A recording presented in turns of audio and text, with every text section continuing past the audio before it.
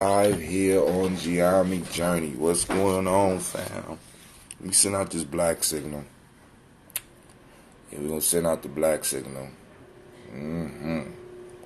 It's sent out. Okay, let's try to pull up.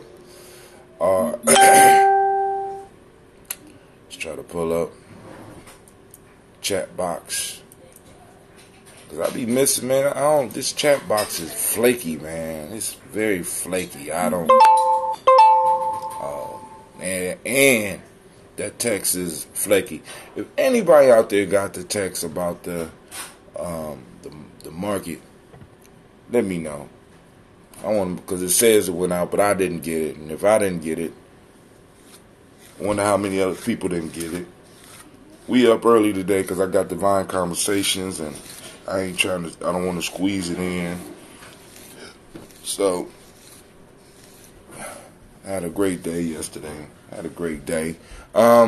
Let's see what else is up. What am I missing? I'm missing something. Hold on. We're going to shut that down. Okay, we're going to bring this up. Alright, give y'all some time to get in. Alright, family, here we go. Joe Berry, what's up? Hotep, my friend, peace. Great day.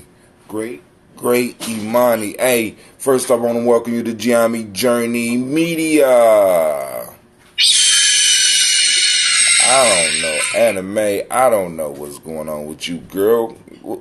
Can you say that a little bit louder so the people can hear you? What's going on? Sound like something caught up in my phoenix throat. Once again, welcome to the Congregation Mighty. This is Gye-Nyame Journey Media.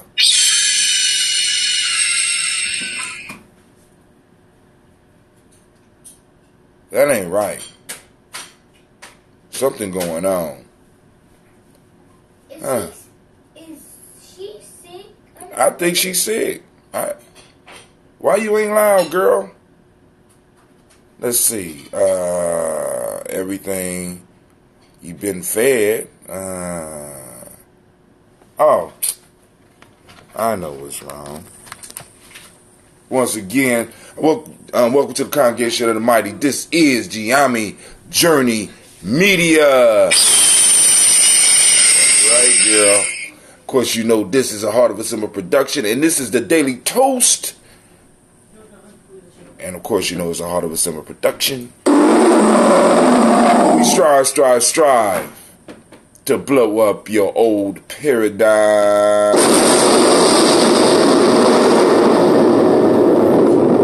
Let's get it.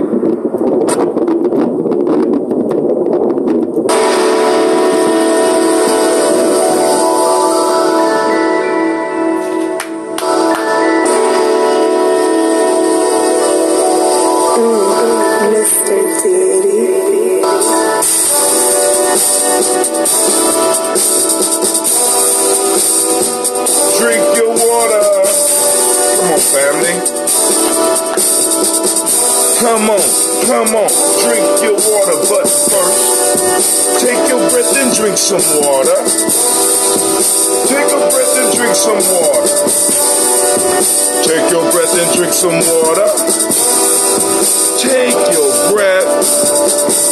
Drink.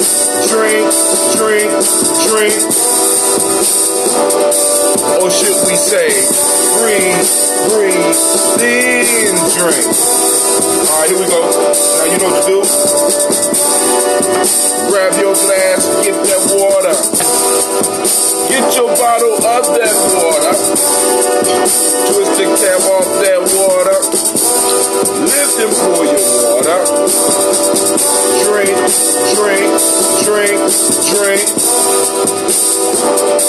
Or should we say, lift, pour, then drink. Move your body and get some water. Oh man. Move your body and get some water. Stretch your body and get some water. Move your body. Drink.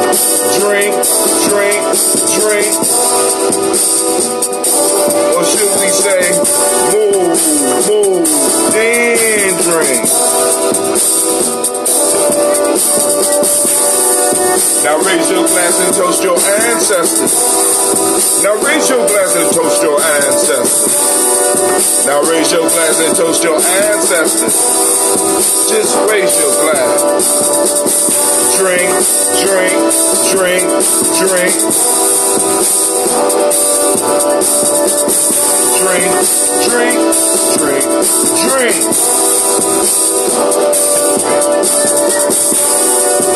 Take your breath and drink some water. Lift your glass and pour some water. Move your body, drink some water. Raise your glass and toast your ancestors. Breathe, live, move, drink. Or should we say, breathe, drink, eat, move. One more time. Take your breath. Live and pour. Move your body.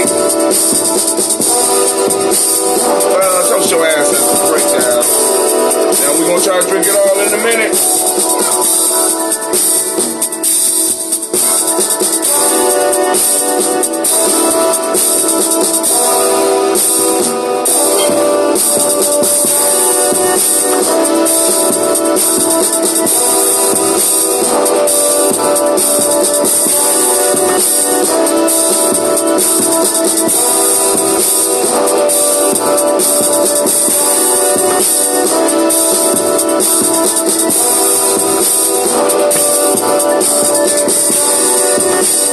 Almost done, family. Let's see if we can get it.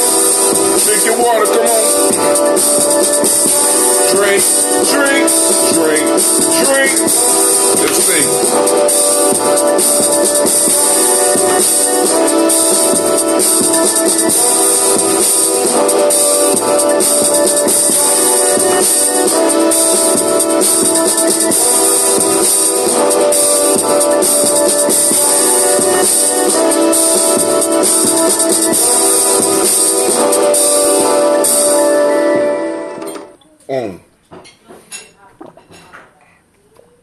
Alright.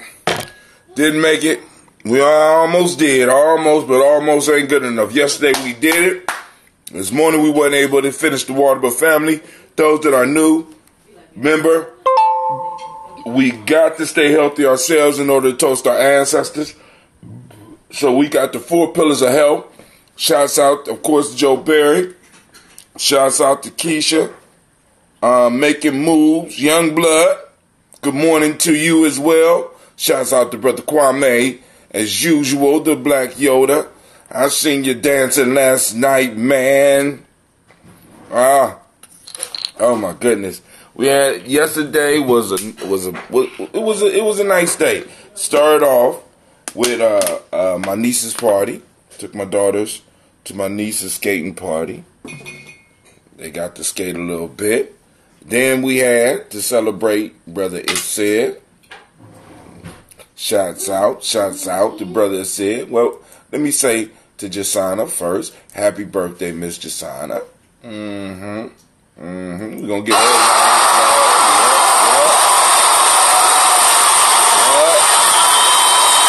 Daughters had a good time. So I had to end it early. We had to end it early. It was a good reason, right? I had to bring my babies home. Right? Then I had to go over to New Harvest Cafe, and we were celebrating Sid's 84th birthday. For those that don't know, Sid is the poet laureate of Columbus. You know what I'm saying? Been doing it for a long time. So they were celebrating him, so I at least had to pop my head in and listen to some poetry, because they did an open mic session. It was his 84th birthday. Actually, it was a lot of people, because Brother Carnell's birthday was last week. Who else? It was a whole bunch of people who was in the room whose birthday was. So they throw a party over, or open mic over at New Harvest to celebrate all of the Aquarius' birthday. Aquarius is some cool people, man. And then after that, Navita had her birthday party, and so I went over there, met some of the people over there, had a real good time. And man, I saw some amazing. They did a Prince trivia contest. Man, Elder Aziza showed out, man. Listen, she picked up her phone. She picked up her phone, looked at her phone for wasn't even a minute, right? Start answering questions like she had known about Prince forever. It was amazing. I mean, you got all these people, they say, you like Prince, you love Prince, or they call you a purple hippie. So you had all these people raise their hands up saying they purple hippies. Mama Ziza whooped their ass. It was, you know what I'm saying? The first 3 questions, boom. I'm like, you did all that? And I'm like, wow. What street was Prince born on? Like, what? I said, good grief. What's his favorite color? Boom. What's his favorite number? Boom. Oh my God.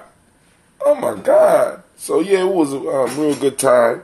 DJ O Sharp was in the house, turned it out as usual.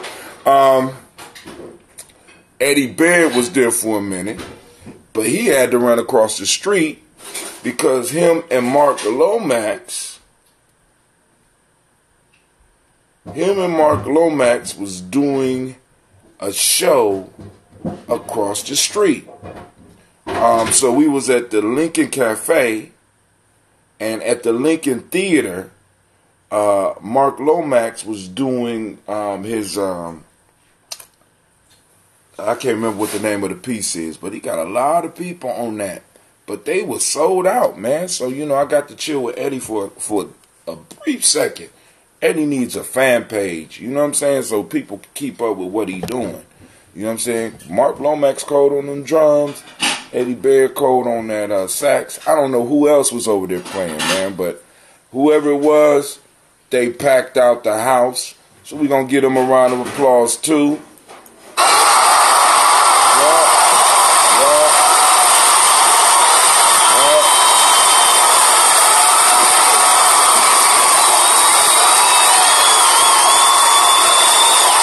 Sister Navita's party was hot. Sid's piece was hot. Oh man, it'll come to me. But yeah, we was doing all that yesterday. So of course y'all know today, well y'all don't know.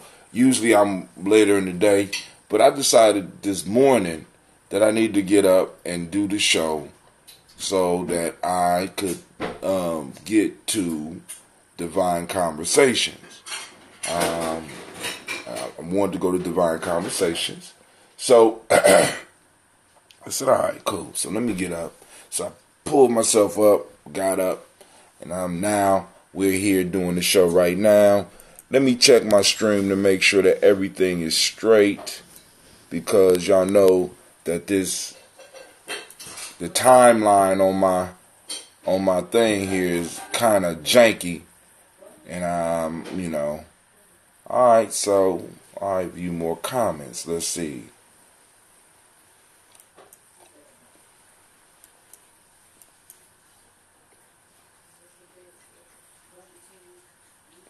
Alright, so I got 2 comments on my Facebook. Let me see what's going on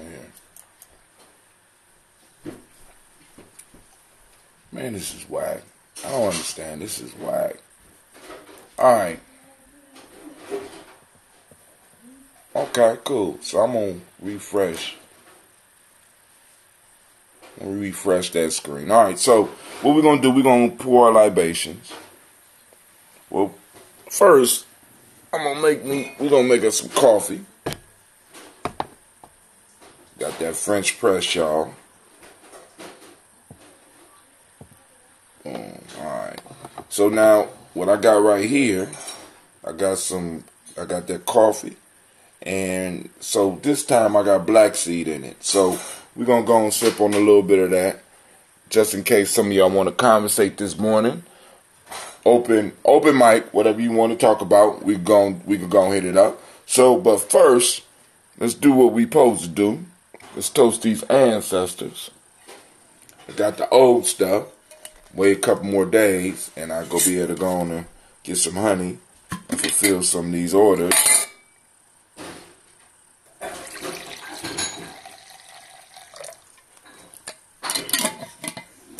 Have you ever had mushroom coffee? No, I haven't had mushroom coffee. Now you piqued my interest. Shouts out to Miss CeeLo. She was out there last night. I saw you, Miss CeeLo. I saw you. All right. So family, first off, giving honor to the creator by whatever name you choose to call that creator. We lift up our glass and we salute and we say, that's right, Ashe. From there, family, we move on to the stars of the show. We're going to get through this so that we can go and open up these lines. If there's some discussion that needs to be had, we could do it. If there's some jokes that need to be told, we could tell them. All right, here we go. So, giving honor and lifting up our glass to our ancestors. We want to salute Miles Brown, Miss Ann, Robin the Texana Davis, Herman Brown Sr., Rosalie Tilly, George and William Walton. Christopher Fanny Gasson, Eileen, Uncle Chris, Aunt Fiend, Cleveland, Geneva Brown, Margaret Ellis, Wash Ellis, Cecil Ellis, Alvaro Brown, Gina Gaines, Herman Brown II, Barbara Twiggs, Wash Ellis Jr., Katie Ellis, Nikki Ellis, Jamon Jones, Jeremiah Tappan, John Fallar, Montague Pittman, No More Expat, Mount Rob, Malika Fakur, Dr. Marianne Williams, Kojo Kamal, Elder Farmer, Elder Millie Dixon, Tony Clark, Pastor Yusuf Weston, Elder Algeny, Elder Ron Coleman, Elder Robert Donaldson, Alfred Brofro, Hector Jr., J. Edwards, Carlisle Harris, Grace Lundy, Inez Harris, William Bill Moss, Phyllis Rose, Sterling and Lucy Wright, Derek L. Pulliam, the Luxter Brothers, Miss Edith Brooks Crawley, Miss Marie Nelson, Mr. Frederick Crawley Sr., Miss Jerry Brunson, Mr. Alonzo Johnson, Miss Marie McDowell, Janice Foster, Charles Jordan, Kill Smith, Walter Smith, Richard Trigg, Francis Johnson, Mary Franklin, Jimmy Williams, Daniel Ford, George Gibson, Nana Loretta Clark, Inez McCrae, Fritz Clark, Frankie Justice, Katie Justice, Derek Grinderman, Virginia Rogers, Reverend James Smith, Lois Henderson, Kevin Spratling, Mary Elizabeth Walker, Raymond Walker Sr., Sarah Jane Carter, Michael Ford Jr., Kellen D. Russell, Susie B. Smith, Teresa Clay, Melvin Dale Hodge Jr., Herman Copeland, Mildred Copeland, Jenny Clay, Bird Beatty, Sarah Weller, Be the Farmer, Agosa Sue, Cheryl Harvey, Aunt Charmaine, Aunt Evelyn, Theolis Hasbury, Harvey Hasbury Sr., Leonard Dickinson, T.C. Islam, Terrell Dunbar, Will Thomas, Sarah Berry, Mark Walsh, Merle B. Thornton, Pearl G. Thornton, Ida Johnson, Flores M. Carter, Joanne Thornton, Eric Patricia Lewis, Juanita Wright, Robert Wright, George Wright, Mary Eliza Frederick Davis, Mary Elizabeth Rogers, Mary Esther Keechler Reese, Linda Watson Hammonds, Jarrell Giles Watson Sparrow, Slimmy Selvin Lewis, Andrew Holmes, Pearl Moore, Percy Moore Jr., Mildred Owens, Booker T. Bolden, Charlie Hunt, Sammy Stover, Hilda Pearson, Sturgeon Thornton, Richard Thornton, Lavina Hall, Freeman Bankster, Mary Moss, Ophelia Peacock, Willie Thornton, Napoleon Kenty, Mark Ramsey, Paul Ramsey, Matt Ramsey, David Ramsey, Charles E. Thornton, Frankie Quells, Urania Thornton, Bernice Quells, Ernestine Jackson, Frankie Johnson, Teresa Mormon, Leon Johnson,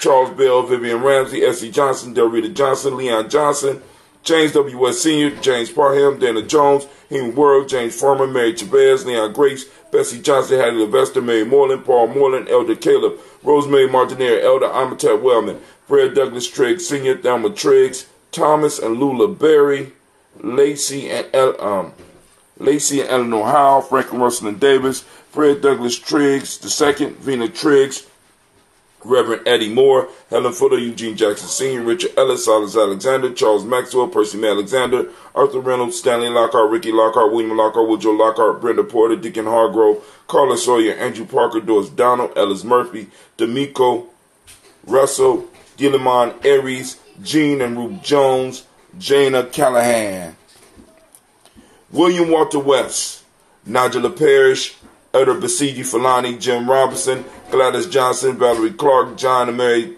Sullivan, Dirk Johnson, Antonio Johnson, Delise Waters, DeFriedis Hines, Inez Bostic, Edna Bostic, Winifred Scantleberry, Wilson Headley, Elma Hines, Phyllis Lee, Eugene Spratling, Calvin Spratling, Charles Wooden, Penny Brown, Roy Lee Printup Jr., Miriam Johnson, Wilbur Longmire, Edith Cadney, Janice Carter, Michael Carter, Leon Pina Carter, Margaret Carter, William Carter, Lisa Jordan, Charles Lee Mosley, Dorothy R. Blair, Ransom Evans Sr., Sam Evans Sr., Nalon Blair Sr., Edward Stevens, Sue Ann Stevens, Joe Davis, Timothy Butler, Gene Holmes, Dana Jones, Peter Charles, Christy Nichols, Cardinal Robinson, Rosemary Charles, Ada Pearl, Bob Ingalls, Jack Wallace, Warren M. Finch, Warren P. Finch, Tim Ingalls, Audrey Finch, William Billingsley Jr., Jennifer Sensenbaugh, Hazel Gasson, Jerry Brantley, Brian Watson Jr., Kaneko Parsons, Jason Kathy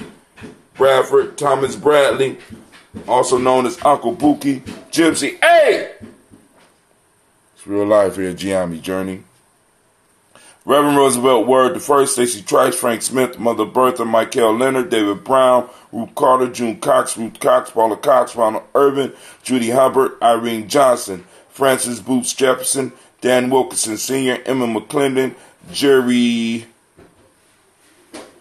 Doyle, Amina Robinson, Mary Nichols, Patricia Williams, Shabaka Teray, Greg G2 Gibson,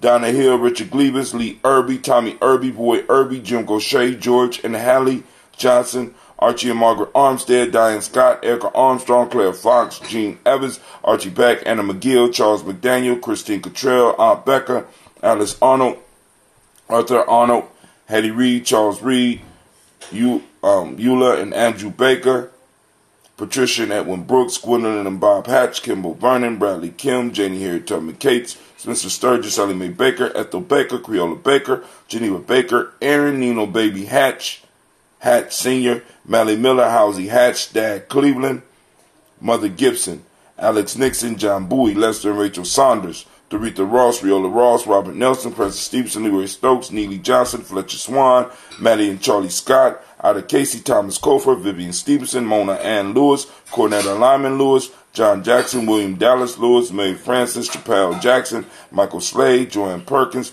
Richard Jackson, Martha Ford Dawson, Big Mama, Nanny Harris, Eva Ford, James Harrison, Margaret Towns, Mary Williams, Leroy Q. Heath Sr., Albert Moore, Miss Vanilla, Albert Motley, Jodine Elizabeth, Douglas Thompson, Earleton Houston, Lud Alls, Elijah Alls, Jerome Alls, Henry West Staten, Joe Jamel Alls, Ann Pierce, Donald Carter, Lily Green, Nathan Green, Beth Bond, John Dewey, Ruth Beard, Tim Butler, Ramey, Laura Newton, J.B. Foggy, Thomas Newton Sr., Baba Naeem, Jeanette Sanders, Jerry C. Sanders, Roy Pruitt, H.J. Brantley Sr., Henry Wilson, Rufus Jenkins, Minnie Wilson, Catherine Sanders, Muriel Ellis, Elizabeth Sanders, Henrietta Irby, Mildred Armstead, Margaret Armstead, Catherine Anthony, Ruby Brown, Charles Walker, Charles Walker Sr., Charlie Walker, Cecil Russell, Diane Urban, Haroon Phillips, William Ford, Margaret Logan, Phyllis Barnett, Lee Irvin Sr., Michael Irvin, Ozella Watson, Hugo Watson, John Caldwell Sr., Robbie Lee Caldwell, Nevaeh Mitchell, Ron McCormick Sr., Sabrina Easley, Rashawn Easley, Javea McCormick, Barbara Ann Reed, Dorothy Ann Reed, John Reed, Shekham Aha Reed Jr., John Reed Jr., Patricia Reed, Edward R. Benson Sr., Ethel H. McNair, Lois Fernandez, Jacqueline Broadus, Reginald Oliver, Mazarine Coper, George Swan, Imani Grayson, Charles Scott, Charles H. Scott, Michael Morgan, Charlene Morgan, Sybil Edwards McNabb, Annie Ferguson, William Ferguson, Shelby McClendon, Joella Giles, James Carswell, Liberta Adams, also known as Aunt Sis. We got Elder Shaka McNair and Anthony Brown. So we lift up our glass and we say, Ashe. Thank you, thank you. Y'all making all that noise. I appreciate y'all following along a little bit. All right, so now, family, from there we move on into the present moment. We lift up our glass. We salute this moment. In this moment is our power. I constantly try to remind myself of that, and I constantly try to remind my family of that. In this moment is our power, and we reach out and we grab our power, right? And we salute this moment because we're always in the moment. So stop wasting them, all right? Here we go. We are on Imani in this moment. We are on Imani. Imani. For those that don't speak the language, Imani is faith. Oh, my fault. I'm sorry. I'm sorry. I'm sorry. Damn, Ron, come on! What's the matter with you? Tomorrow. Let's do it tomorrow. There is no tomorrow. There is no tomorrow. There is no tomorrow. All right, do that out there for Miss CeeLo. She remembered that, right? So we had time this morning, so we put it on. There is no tomorrow. We only exist in the now, right? For those that don't speak the language, Imani means faith. The Ma'adik principle of the day is harmony. Trust is the M7 that we teach. Red is the color I don't have on the red. I just got up, took my shower, found what I got. Gender is the Hermetic law for the day. Male name, today is Kwesi's day. Female is Akosua, right? So, all right, family. Also, from the Emotional Emancipation Circle, African Center Culture, Virtue, and Value System. In Wolof today, we are practicing Jom, a sense of honor and self-respect. Akan ethics, goodness of human nature. And in Yoruba, Oju Ona, originality. All right. So in the moment, we toast this moment. We lift up our glass, realizing that when we lift our glass for the moment, we are making a pact with our ancestors and a pact with our future generations. So we lift up our glass and we say, Ashe. All right, Kwesi, it's your day, man. We lift up our glass and we say, Ashe. From there, we move to our children, our children's children, on into infinity. We lift up our glass, and you know what we say, right? Ashe. Now, from there, we lift up our glass and we toast all of our relations, and we say Ashe. From there, family, we toast us. Right now, this is our selfish moment. Just take a little bit. What do you need in this moment, right now, to be the best you that you could be? We lift up our glass and we say Ashe. Where do we go from there, family? I want to toast you. Yup, the most marvelous, beautiful, inspiring, uplifting individual in the world, and in at least in the room that you in right now.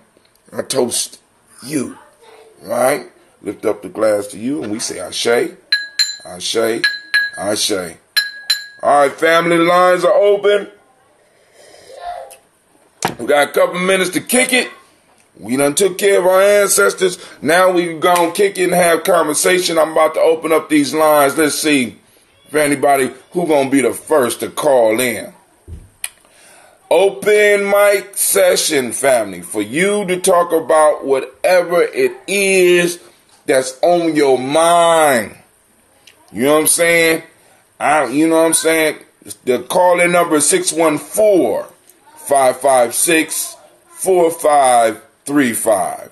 Once again, the call-in number is 614-556-4535. Call into the black line. We got the black signal. We got the black line. You are the first we got a black state of mind. Please hold while we wait for the others to join. So, while we're waiting, let's see if we could do some little music real quick. I downloaded just a little bit. Let's see. I want to do Ghost in the Shell. It's just a little instrumental. We'll let it play for a second. I'll be able to get my coffee together for this conversation. My God. Well, hold on. Here we go. I'm going to do this one real quick. I ain't heard this one. Hey, yo. You wear the six-pack coming down your track like that. Check the mic. 1, 2. The 6-yard train coming through.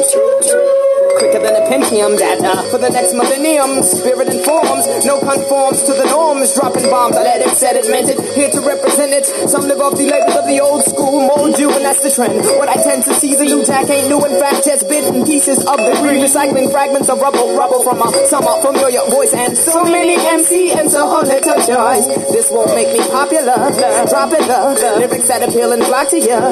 I itself am just as accurate as Doppler. I'm rocking ya, spiritual sipping, sopping my fly it up and it goes, hey y'all, hey y'all, hey y'all, hey.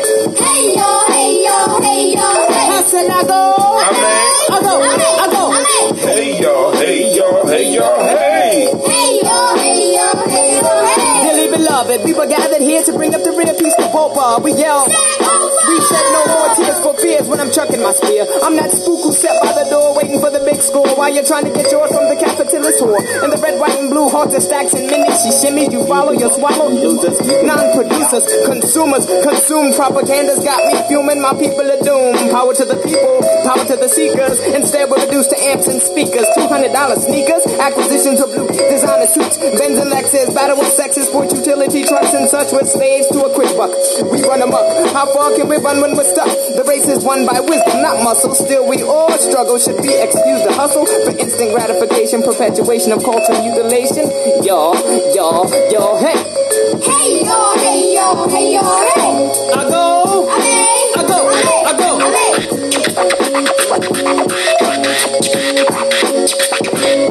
I say hey, y'all, hey. Hey y'all, y'all, hey.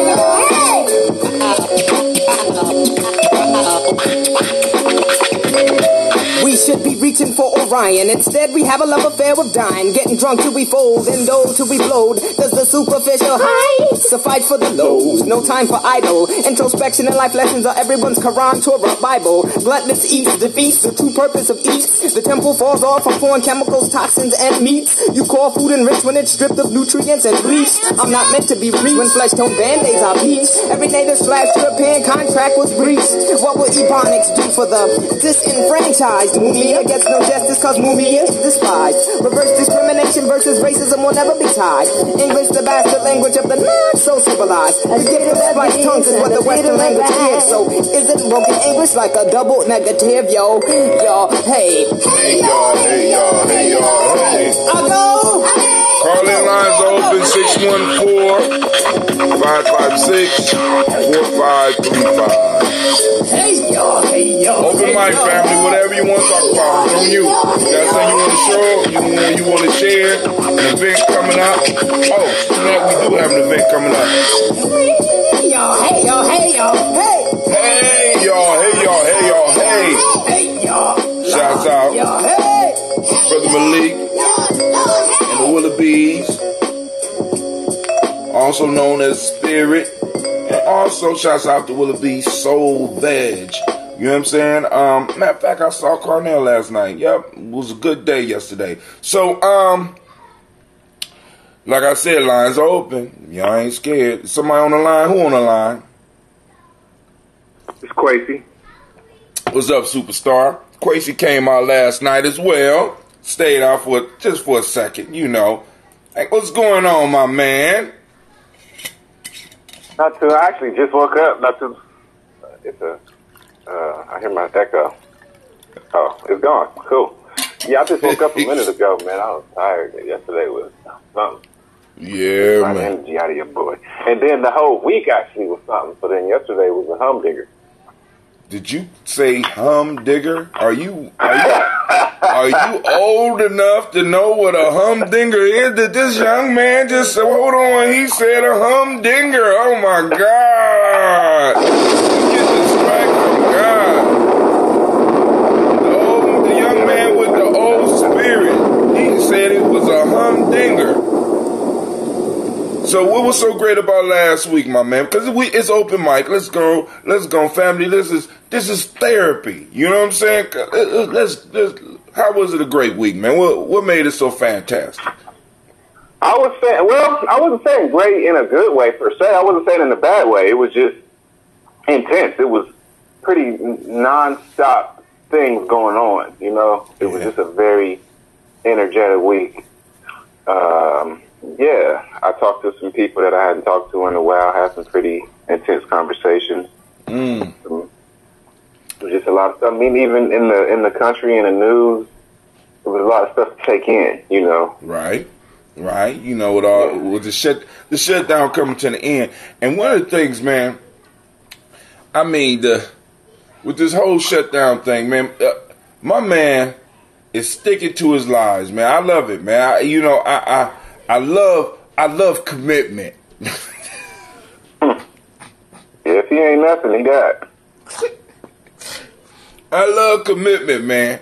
So and it's like it's beautiful. And like I said yesterday, I found out that he's willing to build the wall out of thread now. You know, he went from concrete to metal to plastic.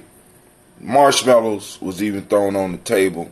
He was considering marshmallows, and if he get the Democrats to go with him on that, he would build it out of marshmallows. Thread. No. Trevor Noah. I don't know if anybody. Yarn. Be watching the Daily Show, man, but Trevor Noah be hitting it on the head. He said he was willing to make the wall out of those baby pin things that you put up so the babies don't fall down the steps. Man, Trevor Noah be stealing my shit. Trevor Noah, you better stop getting in on my show. You know what I'm saying? That's been a running joke for the last couple of weeks and shit. Now Trevor Noah's stealing my shit. Come on. He be watching G&J for inspiration. That's what I'm saying, man. Then put your ancestors on the list, man. You know, Then he got the nerve to not even call in. What an asshole. That's what I'm saying, man. But hey, it is what it is. You know, it is what it is. You know, but what was I gonna say? Yeah, I had the pleasure to get on the mic last night. I ain't did no poetry in a while, so I stumbled around a little bit. Did 2 pieces last night for a brother. He said, and I'm still trying to put some names together about some other people that read last night. Oh my God. All right, but it's all good. It's all good. Bro, once again, lines are open. If you want to join the conversation, and we ain't particularly talking about nothing. So if you ain't got nothing to talk about, you just want to be on the line and just so I can say your name, I'll say your name or whatever. You know what I'm saying? Or if you got a subject that you want to hit on, go ahead. I mean, cause I got a subject. Go ahead. I don't know. It's deep. It's some deep shit. You know me. I can't help it. It ain't no lollipops and gumdrops.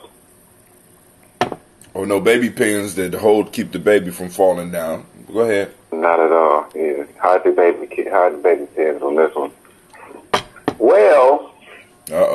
Even the way it sounds, I wish if it was named something else, then it would be easier to say. But it's just too because I try to be. I mean, you know, I know that a lot of the stuff I talk about, like, you better watch out, hide your kids, hide your wife.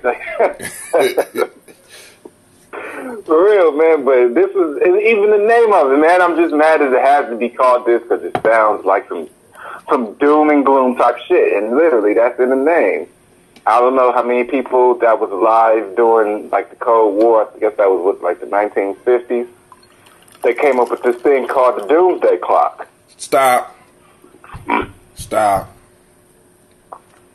Yo, young ass, got one more time to get the time periods wrong, man. The Cold War wasn't just in the 50s, man. He said way back. I was alive during the goddamn Cold War, man. Your mom was alive during the Cold War. Happy birthday to Miss So that was in the 70s then? Well, through the 70s too. Happy birthday to Miss Barbara Font. Barbara Font. That is her birthday as well. And I want to say happy birthday to her as well. And I didn't get a chance to hear her read last night. God damn it. And then on top of that, we're going to get back to with your little insults and shit about old people. You know what I'm saying? I'm going to let it slide this time, but talking about back in the Doomsday Clock. Go ahead, man. Go ahead. I'm listening. I done pulled my feelings out of it. Go ahead. My bad, man. But hold on, hey, check this out. It was my aim. It was my aim. There was no intention. I need to go to the range and get my aim back. I got one more thing for you. Check this out. Did I tell you that you remember we used to do the poetry night every Ujima? I was about to do those push-ups. And I will only see certain people at nighttime. Did I tell you that I never knew that Barbara Font had those brown eyes until I ran into her like 10 years after the poetry stuff? That's hilarious. I never knew she had brown. The shit blew my mind. I seen her one day and I was talking to her and I was like, what's wrong with your eyes? Well, I can't say the same thing, sir. It took me about 4 seconds. Well, yeah, I mean, y'all, you young, man. You young. But anyway, back to your subject. But my fault. Shouts out to Miss Barbara Fine. Happy birthday. I'm sad that I did get to hear her read. But then on top of that, I think she might have been reading over at the Lincoln Theater because that was Mark Lomax. I saw Scott Wood going in. No, but she on that album. She on that album. Oh, really? She did. I actually talked to her last night because I was intending to go there, and then I came and told you I had a flat tire. That's why I wanted to just kind of. I came through and told Sister Navita happy birthday. I hit Barbara up and told her, that I intended to go up there and see it and everything. And then, she told me about the concert that was going on across the street. But you know how humble she is. So she said it was a huge deal, but she wouldn't say that that's just how she is. Wait, so you saw her up in Navita's place? You saw her up in Navita's place? You saw her up in Navita's place, or you saw her at... we talked on the phone. Okay. Well, maybe she wasn't, but I know she on the album. As a matter of fact, me and Cleve went to go see Dragon Ball Super. And in one of the intro films, they had the Mark Lomax piece, and Barbara Font was reading a poem on that shit. You know what I'm saying? It's incredible, man. When you see, I love to see my people shine, man. And especially when you know them. You know what I'm saying? It's like, we spent a lot of time in the same space with her, and now she's on the big screen before a movie come on. That shit was hot. But I'm gonna say this too, man. Columbus got some dope ass Aquarius. Aquarian? It ain't just Aquarius. Columbus got a huge Aquarius. Aquarius is all right. Movement going on. You got your Mark Lomax, Barb. You got Scott Woods. You got Malik, or I don't know if Malika, but I know Carnell is. Carnell is. I don't know about Malik. I don't think Malik is. You know what I'm saying? But we got a pretty good Pisces club too. So going with that shit. Y'all playing catch up. You know what I mean? Y'all got some dope ones. I don't think y'all got the numbers that we got out here. We set the fire. We lit the fire up under you motherfucking Aquariuses so that y'all can start, you know what I'm saying? If it wasn't for the age of Pisces, there would be no age of Aquarius. What is you talking about? Jesus come out me, so I can't say too much about it. Jesus come out of the age of Pisces, my friend. What is you talking about? Oh, yeah, did I mention that I was an Aquarius? Yeah. Oh, okay, my bad. Go ahead. All right, I'm going with that Aquarius shit, y'all. Shout out to my mama, Pisces. What up? Thank you. I appreciate it. As a matter, you just proved my point. There would be no nappy headed you if it wasn't for Pisces, my friend. And a Pisces that's a twin. Yes. You know what I'm saying? He certainly is. So, hold on, brother Kwame. Because we going back to your doomsday insult and shit. Because for all those over 45, this nigga think that the Cold War was a 1950s thing. All right, so I'm just throwing that out there. This is how these young people view us. Way back in the 1950s and shit. All right. You got to have everybody mad at me. Thank you. Miss CeeLo say she loved Trevor Noah, but if you love him, tell him he better stop stealing my shit. Cause I'll catch that little South African and beat the bricks off of him. Brother Kwame is celebrating the fact that you know what a humdinger is. Miss Sakmet, Grand Rising, Brother Hatem, shouts out to you as well. And I'll be catching you on some of your lives as well, sister. Thank you for tuning in. All the while, the Cold War was going on. Proxy war was being fought all over the place, like Cuba. You know, don't be mad at him, Kwame. He ain't know no better. He don't know no better, all right? So we going to go on and let Kwesi go on back and insult all the people that's over 45 real quick with his comment about the doomsday clock and shit. You know, because you know the Cold War ended in the 50s. Y'all know that, right? It ended when? I'm just playing, Kwesi. It didn't end in the 50s, man. Go ahead. Oh. Well, shout out to all the old people. You know I gotta love you. Your time coming, my friend. Go ahead. I'll be 36 in 2 weeks. I'm at the edge of youngness. You still, you at that, you gonna be saying goodbye to that and the getting up and, you know, like I had my last major fight in my late 30s and I didn't, and after that it was like, shit, I ain't young no more. I can't do this shit. I can't do this. I said, told my daughter, I said, I can't participate in your domestic violence issues no more. You need to make some better choices. There's some bullshit. I was walking around with sunglasses and shit, and I'm like, God damn. Usually, when I was younger, I used to be able to fight and jump the fuck up. The next day, I woke up the next day, I was like, ah.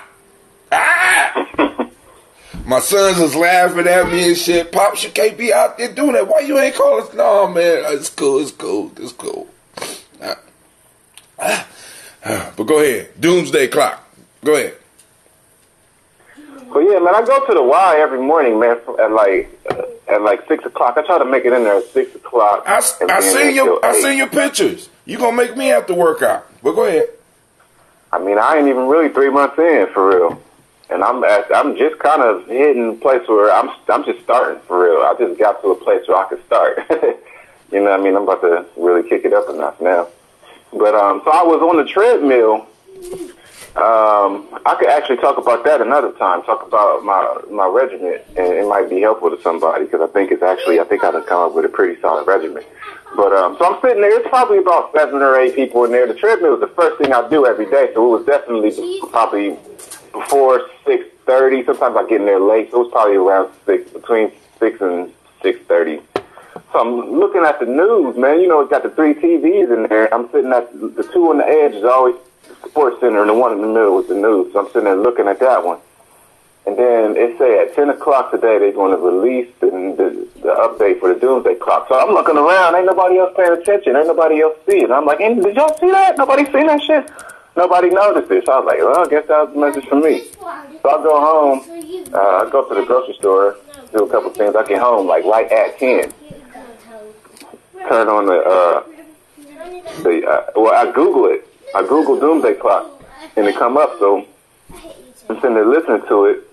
You know, they give it a little build up, talking about the history of it, talking about the Cold War, and talking about how that was the closest they had come to the nuclear war. So basically, the Doomsday Clock is something. It's not some hoogity boogity thing some priest dude in the basement came up with. It's a bunch of legit scientists come up with this concept, and based off of the idea of midnight. So it's hypothetical. Man, I'm doing a little air quote thing. At midnight, if we hit midnight, that means that we're pretty much in a nuclear war, and that probably millions of people are dying.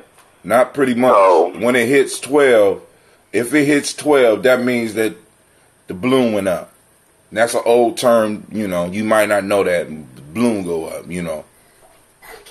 It's gonna be a real humdinger, right? Yeah, It might be. It might be a little bit beyond a humdinger. It's gonna be totally fucked up. But go ahead.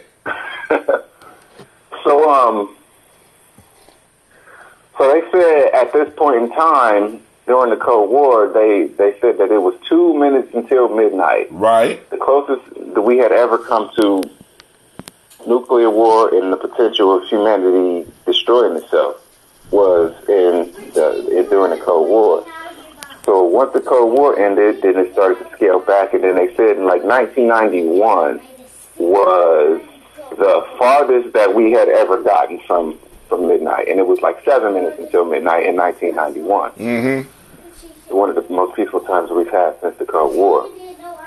So then in 2006, they said they started to factor in climate change into the equation, because when it first started, the only thing that they were taking into consideration was nuclear war, and then in 2006 they started to factor in climate change. So and then they went ahead and they released this year's time. They said that we are once again 2 minutes from midnight.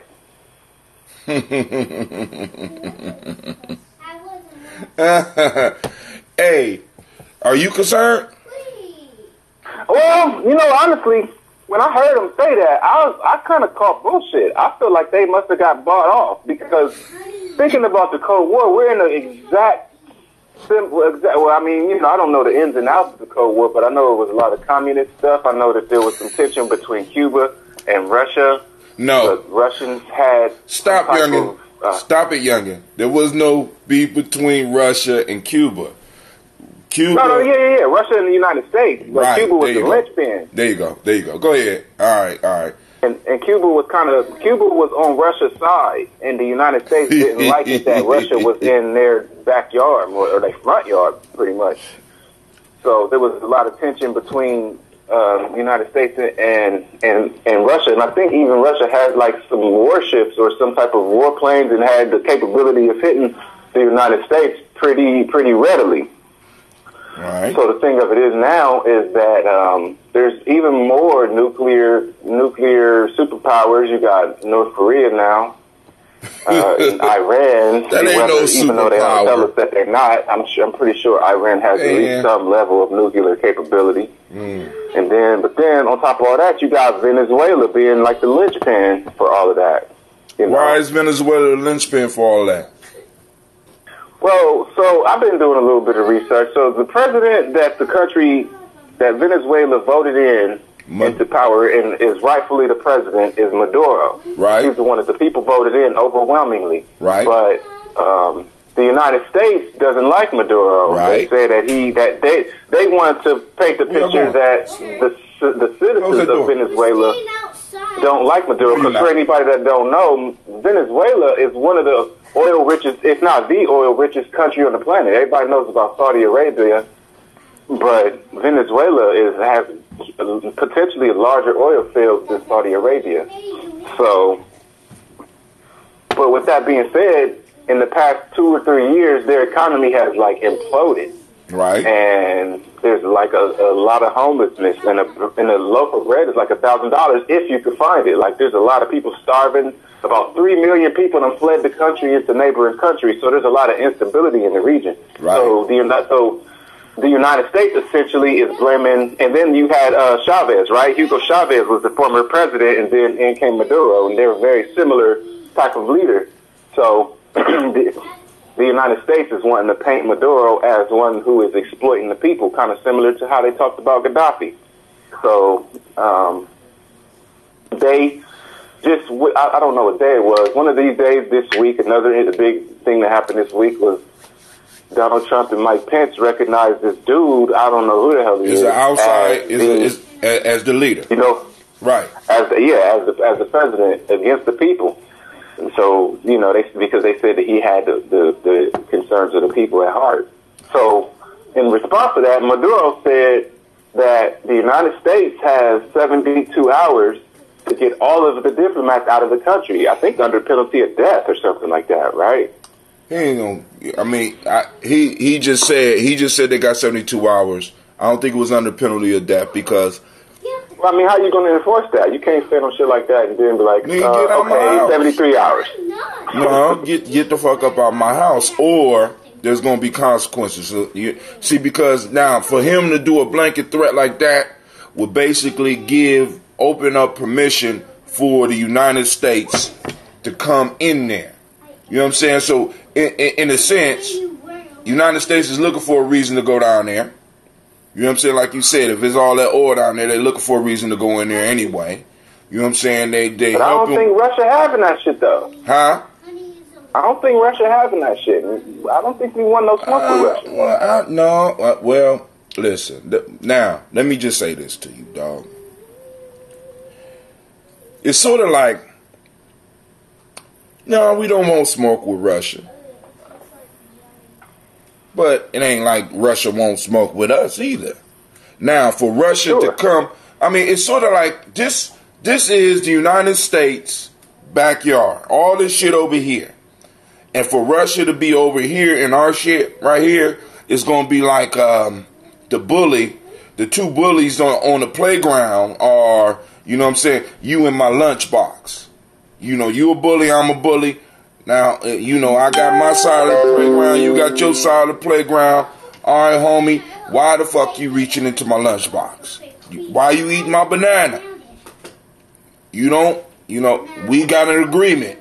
You know what I'm saying? We don't want to fight. I don't necessarily want to fight you. You don't necessarily want to fight me. You know what I'm saying? We can split the spoils.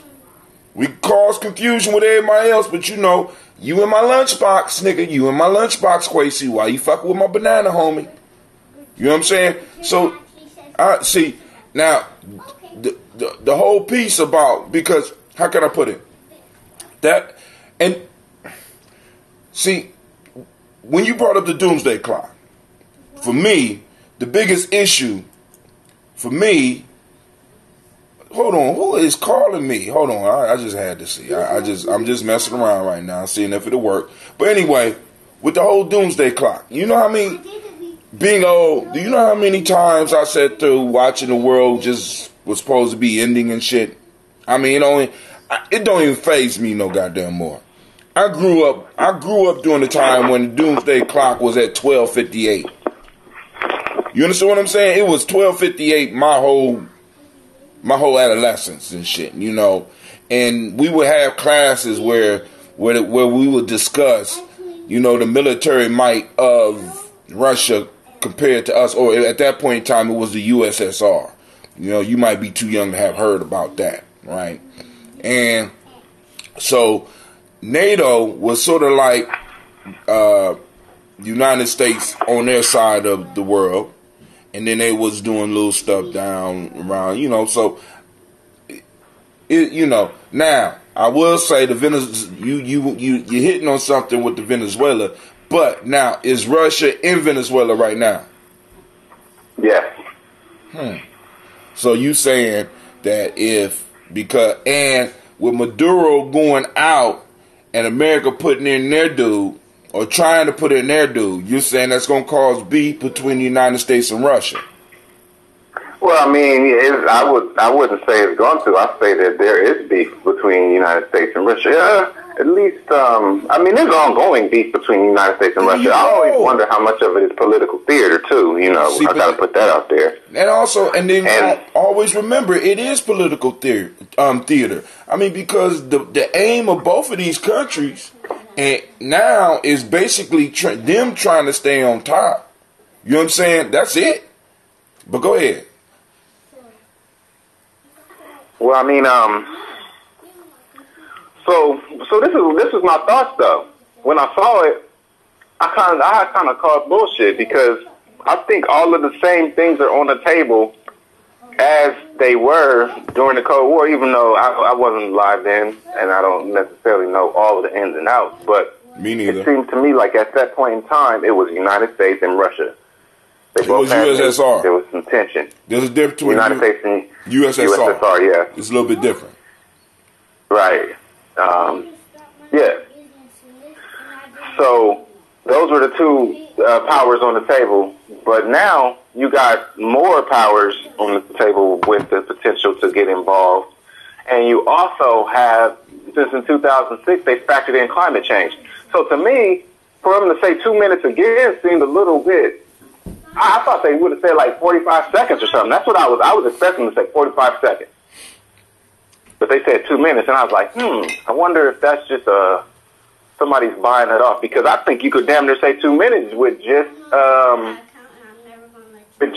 like climate change, or at least, you know, because they just released reports. They've been releasing so many reports in so many different directions. They were talking about how by 2030 now that they anticipate that there's going to be an irreversible, like we're going to have made irreversible damage on the planet by 2030.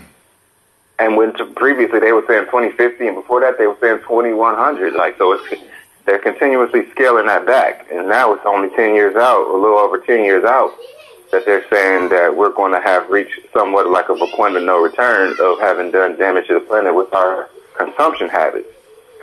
You know, so then when you factor in the potential of war that I think is, you know, it's not equal, potentially maybe even more significant than it was during the Cold War. And not to mention, you know how they say, like, I can't think of it's some kind of quote, but whenever something happens the second time, if you've done something, it's always easier next time to go a little bit farther, right?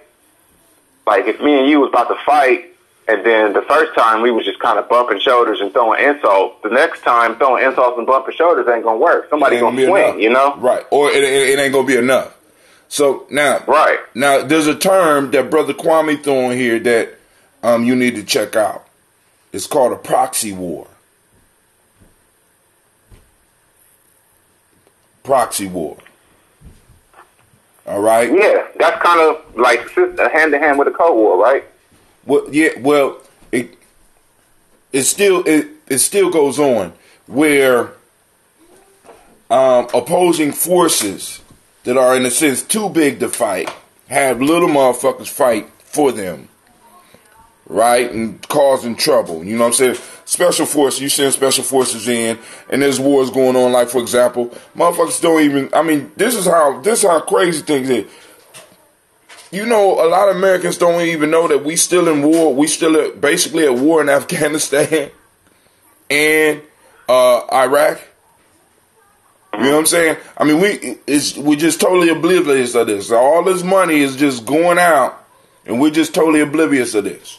Then you're talking about this shit going on in our backyard, which is basically another proxy war. Which, you know, I mean, it had to happen somewhere, and it's going to happen somewhere where it's resource rich.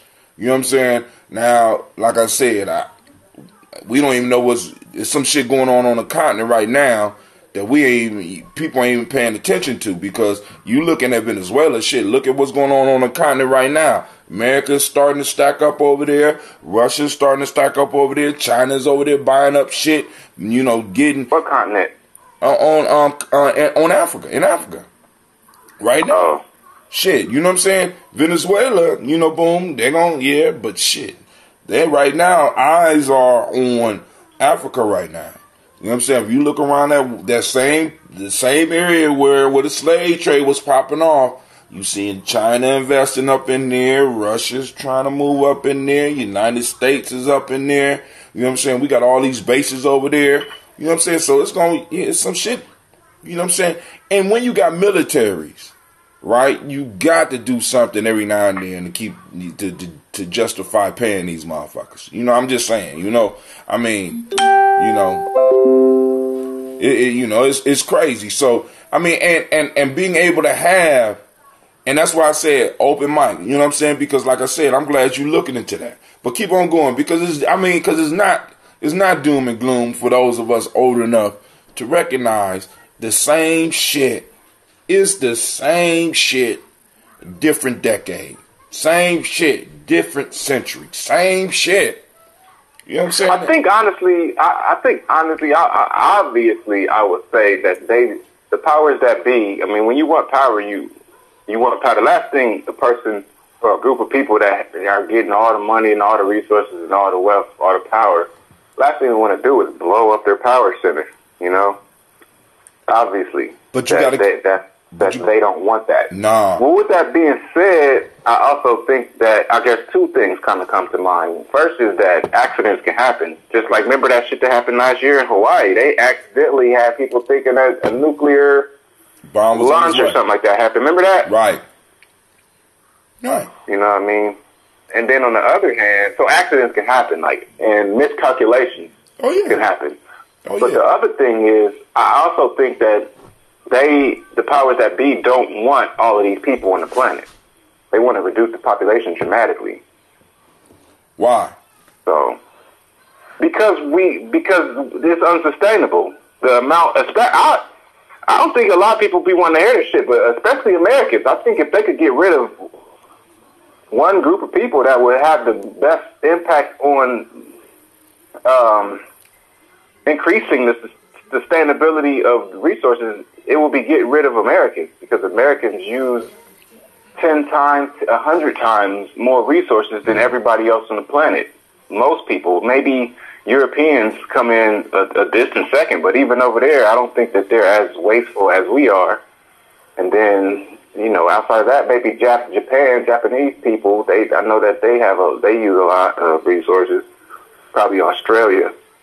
But then, like Africa, South America, most of Asia, the people, you know, they still basically living primitively. So they don't even necessarily, if anything, the land that they're on might be of more value. But Americans are a problem to the sustainability of humanity. Americans are the biggest problem to the sustainability of this planet, of humans' ability to live on this planet. Now, let me now just to clear things up. So you saying that people that have a system that's based on slavery and keeping people poor wants to eliminate the base of the system that they have created? I'm not saying what they want to do. I'm saying looking at it from the perspective of just thinking of it logically, just stepping outside of how I feel and thinking of it logically. I know every time I go to the grocery store and buy all of the stuff I buy, I create all of this plastic waste. I create all of this waste. I know that I'm aware of it. I'm relatively conscious of the amount of waste that I'm producing. Mm-hmm. And I intentionally recycle, especially glass. I really do my best to never throw glass away. I've been recycling plastic, even though I'm not kind of at odds with it, because I know the recycling process for plastic is just as harmful to the environment as manufacturing new plastic. But at least you don't have to use new raw material, or can reduce the amount of raw materials that you have to use. So, you know, and then paper and all of that, you know, that's cutting down trees. So I am very much wasteful, and I am aware of it. Most people don't even think about it. I got a question for you, Quasi. Because I want us to really think about this shit, because it could be valid in what you're saying. But let me give it to the idea from an old dude's perspective, right? I remember when they told us that there would be no more oil in, as a matter of fact, it was Jimmy Carter. So I'm thinking, maybe that was around 1976. He had the presidential talk with the nation. He came on TV. Somebody out there could find it. He came on TV. He had his little ugly sweater on because they had turned down the heat in the White House. And they was talking about, how we had basically reached peak oil, and oil production would probably be used up by the year 2000. And, you know, and people been pushing this. Is not enough space or enough resources on this planet for everybody. And then I got people telling me that motherfuckers whose whole lifestyle is built up on the fact that there are motherfuckers wishing to be at their lifestyle and consuming shit, because the same people that create the shit that we saying is causing the problems on the planet is making money from creating the shit that's causing shit on the planet. And their whole business model is based on the fact that there are enough people to consume the useless shit that they make. I am supposed to believe that these same motherfuckers want to eliminate a certain population of the planet because we overcrowded and there's too many people, when in fact you could take all of humanity, and you can look this up, you could take all of humanity and put us all in Texas. Put us all in what? Texas? In Texas. It would be a crowded existence. I mean, we wouldn't be able to move. I mean, it'd be a crowded existence. But listen, it's sort of hard for us to fathom how big the space that we live on is. They don't even know. you know, a lot of us, we still are trying to figure out where the fuck oil come from. You know what I'm saying? Because I am told, my story is that oil and coal come from dinosaurs. I remember we had that conversation back in the day. That was pretty influential. I don't think about it consciously a lot, but it's always like it affected my way of thinking. Like, what did we come up with? Or you came up with? I think actually you said something like oil was like the planet's blood or something like that. Right. I mean that could be. I don't know. I'm just throwing it out there because somebody guessed. Because I have to ask the question: was the planet smaller back then? Because all of a sudden now we got motherfuckers digging 2 miles down to get motherfucking oil and get diamonds and get coal and shit. And I'm supposed to believe that the Earth covered up the dinosaurs and created oil. So I don't know. I got questions about this shit. So you telling me that this is oil, poop, and blood and shit that I'm putting in my car? Come on, man. I don't. So what about coal turning into diamonds? What do you think about that? Do you think that's I don't know. far-fetched? I mean, see, now that's why when we coming together with our young people, we got to inspire them. I'm old.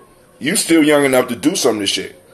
Where's the research for this shit? Where is our individual think tank so that we can start addressing some of these world issues and have legitimate conversations, because we have the individuals that have done the research, just like with African history. It's only a few of us that have actually even been over to Africa. And then we got people still using old information talking about Egypt when there's not a lot of us going over there to actually do any of the field work or any of the field work in any other place in West Africa. This is why we have to start developing so that we can start developing institutions so that we can start sending people out to really start, or inspiring people to start doing the research that we need. Where does oil come from? You know what I'm saying? Why they talk about peak oil 1 minute and then the next minute is not there. Then we got these fucking proxy wars, and we know that for me, it's just a matter of white supremacy putting on the show, letting people know, hey, there's a bigger struggle, bigger than the shit that y'all doing to keep the masses busy. Because I got to keep you busy, because if you're not busy, if you're not thinking about the shit that I'm doing, you're going to start thinking about your life. And as you start thinking about your life, you're going to start seeing how fucked up shit is. And you're going to come try to take my shit. You're going to get the pitchforks out. Y'all going to get the fire. Y'all going to start coming after me. So I got to keep you busy. So I give you entertainment, like you said, what you called it, the bread and circuses, right? Mm-hmm. I got to keep that shit going. So I got my best warriors. They run up against your best warriors. I got it going on the football field. I got it going on the soccer field. I even got it going on with the military, where I take your children, and every now and then I have to have a few sacrifices so motherfuckers believe that the military is something that I need to maintain. Because in order for me to be a peaceful country, I have to always be prepared for war. And we got to have the biggest military there is. You know what I'm saying? So you don't mind me spending your money on these little experimental projects and doing all this shit, and I'm telling you where everything come from, when we can't address the issue, because I got to use the data that you gave me in order to verify everything that's going on. This is why I tell black folks right now, it's easy for anybody out there to prove me wrong about where we stand as a black people, as far as our our income and how much we make by us just in the small circle that we got in Columbus. Because this is before you came around. We had young people do a survey of that Lincoln district. I still got the data. You know what I'm saying? Where we could look at people's income. We could do that shit within Columbus and really find out where we are as a people in Columbus, far as economically. How much expendable income do black people really have in Columbus? How much they spend here? We could go on and start doing our own studies so that we could find out some of this shit. Not only about us, but about the world. And we can inspire young people. We don't have to send them to these expensive ass universities.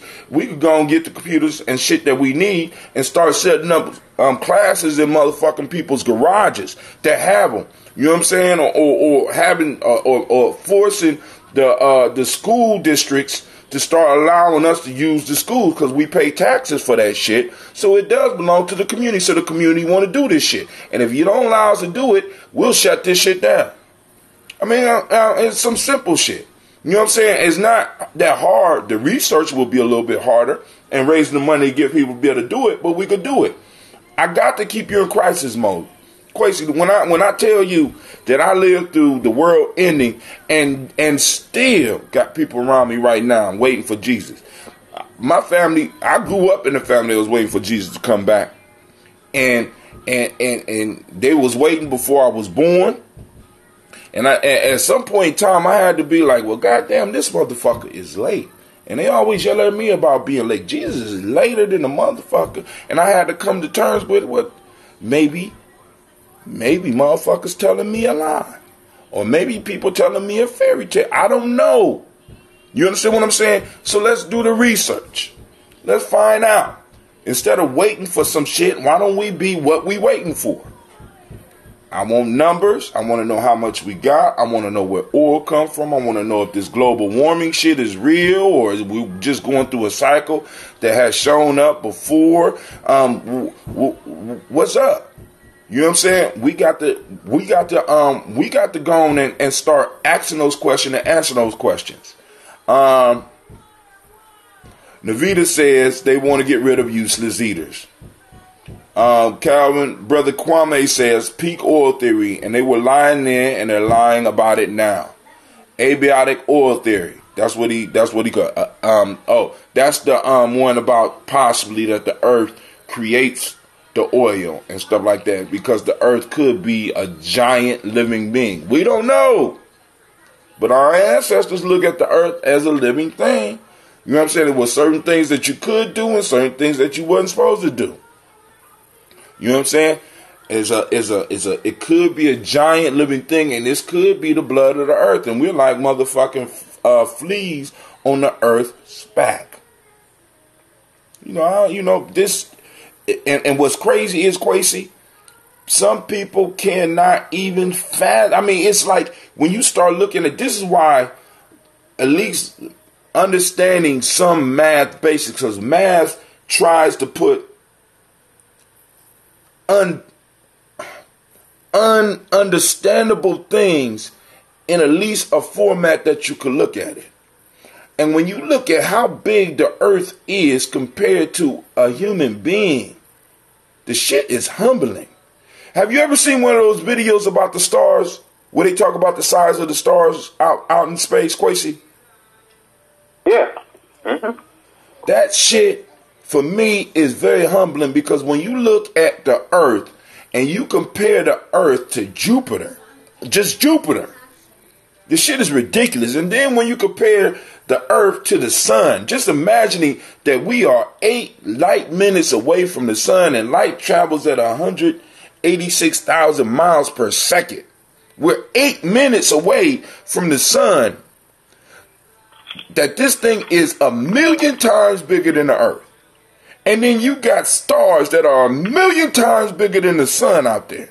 I mean, just trying to calculate that shit. So if the earth is 1,000,000 times smaller than the sun, how much smaller am I compared to the earth? This is why when Brother Albino said to me, Brother Hatim, to the Creator, you are like a blade of grass. You are no lower than its roots, and you're no higher than a blade of grass, and no lower than its roots. You know what I'm saying? It's like, goddamn, the concept is just too big for most, especially motherfuckers that's too lazy to even engage in math. It's too much. Yeah, that's the thing about math. I think that's why people. I think that's one of the things about me. I was talking to a friend of mine. He was talking about his son is a senior in high school. He was saying that he got like a 3.3 cumulative GPA, and he was saying that he didn't do great on the SATs or the ACTs, whichever one that you take to get into undergrad. And I was thinking about how I actually never took the ACT or the SAT because I dropped out of high school. So the way I got into college was I just applied to a community college, and then I just got in just because they don't really turn people away. Then I finished that, and then I went to Ohio State through a program that they have established already. So I kind of was able to skirt the ACT. But I kind of think that happened at my detriment because I'm good at taking tests. Actually, as far as I made it in school, I made it only by taking tests and never doing homework. I'm not doing that shit. That was my philosophy. I'm not doing that shit. You can save some paper. Don't give me that bullshit. You know what I mean? But the thing of it is, why I did good at tests, I don't think it was necessarily because I was smarter than anybody. I think it was just because it didn't make me nervous. Right. In fact, I took it as an opportunity to kind of show off. Like, yeah, I'm about to do good this shit. I'm going to be done for everybody. They going to be all right. I'm about to go play in the hallways. Y'all see y'all later. Peace, bitches. You know what I mean? Like, that was kind of my whole swag about it. It was like, I wasn't afraid to take tests. But I think a lot of people, as soon as the tests get there, their hearts start beating fast. They tell themselves, I'm not good at math. But to me, I look at numbers, and I can almost communicate. Numbers are like my friends. I talk to them. We just have an interaction. I have a dialogue with numbers when I'm sitting there looking at them. So that part of it just, for whatever reason, it missed me. So I was able to take tests and do relatively good at it. So what I've understood, just kind of saying what you just was saying in a different way, is math and numbers is like a way of problem solving. And I think that's why the powers that be probably don't want people being too good at math, because if you're good at math, then you have a tangible route to solving any problem. Like variables, because especially when you started throwing letters in, people was like, okay, I was getting the numbers, but nah, how the fuck I'm supposed to add letters? But to me, it was a natural progression in the development of the of the mathematical equation, of the, that whole situation, I understood it intuitively, automatically.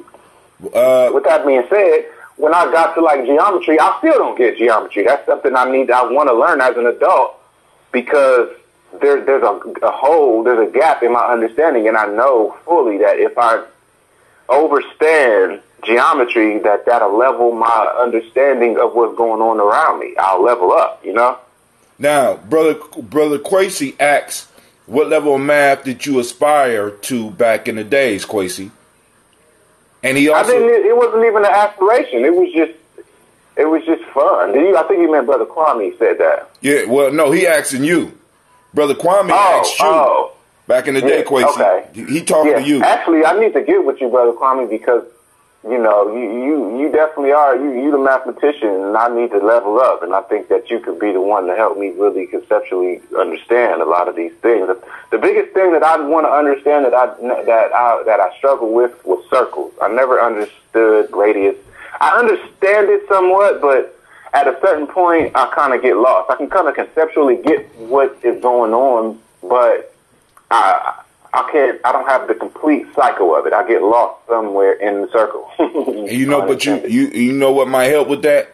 The story of how they figured out that shit. For me, it's the stories that I remember and shit. I was more into stories and shit. And the thing the math of a story, the math of the myth, for me, it basically says at the end of it, all right, you might have got this story, but there's a whole lot more that you don't understand. And it's like, don't be scared to explore. So that's how I was able to do those tests and all that shit, because I wasn't scared to explore. I've never really been too scared to try some shit. You know what I'm saying? I might mess up, but shit, failure was, in martial arts, they taught me failure was the key. One of the reasons that I didn't go farther in football was because motherfuckers just wanted me to play the position, but they didn't want to explain the story of the position. I mean, because I would act shit like, well, we got a quarterback, we got a halfback, we got a fullback. I don't want to be a quarter. I don't want to be a half. I want to be a full. I want to be the full means the whole goddamn thing. Nobody wanted to explain to me the difference between a quarterback, the halfback, fullback. Cornerback. Why is it called a cornerback? I want to know the story behind this shit. So for me, I couldn't go no farther because I didn't understand the story, didn't understand the importance, and it was an isolated piece that they just wanted to give me. Nigga, you need to be good at this shit right here. I want to see the whole goddamn game. Give me the whole motherfucking story, and I will get in here. I don't mind hitting motherfuckers. You know what I'm saying? But you can't explain it. But somebody else joined us on the line. It's probably Brother Kwame, because you start talking about math and salivating about math and shit. I'm on my way to the fine conversation piece. They ain't gonna be on time anyway. By way of the phone. Hey, peace. Love. Come on, boy. So he just listening in. So you be bringing some good ass subjects, man. You be bringing some good ass subjects with your mean ass. But hey, first I want to remind you I'm all about rose petals and lollipops, gumdrops and lollipops. Man, I'm the nicest person in the world. Shit. Did you say use bullet cases and flak vests? Nigga, that's what you need to say. Shit. You know, but yeah, so you know, that whole piece, and I think a lot of people, because, and it's sort of like, and we got to, and sometimes we really got to understand, everybody is not meant to be an adventurer. You know what I'm saying? And some people only need the basics. But then for those that think deeper, and because you know what I'm saying, for those that think deeper, go ahead. Hello.